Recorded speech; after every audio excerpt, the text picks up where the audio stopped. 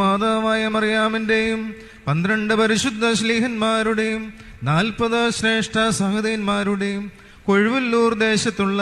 പരിശുദ്ധനായ more Geevarghese സഹദായുടെയും more ഗ്രിഗോറിയോസിന്റെയും more ദിവന്നാസിയോസിന്റെയും പള്ളിയിലെ പരിശുദ്ധവും ദിവ്യവുമായ മദ്ബഹായിൽ വെച്ച് മത്തായി കശീശ